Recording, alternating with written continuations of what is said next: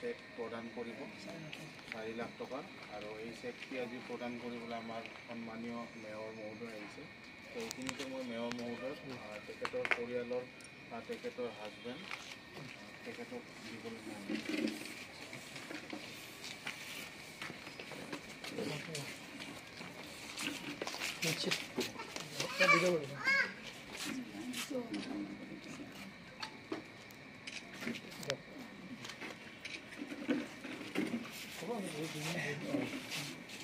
আমাৰো এগৰাকী ৰীনা ডেকা দাসৰ ঘৰতে মৃত্যু হৈছিলে। সেই মৃত্যু আমি দুখিত।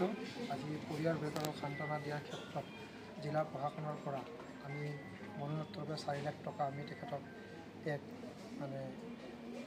অনুদান দিয়াৰ কাৰণে আমি আহিছিলোঁ। আৰু আমাৰ তেখেতৰ যি আমাৰ স্বামী তপন দাস ডাঙৰীয়া হাতত আমি অৰ্পণ কৰিছোঁ আৰু তেখেতৰ মৃত্যুত আমি দুখ প্ৰকাশ কৰিছোঁ।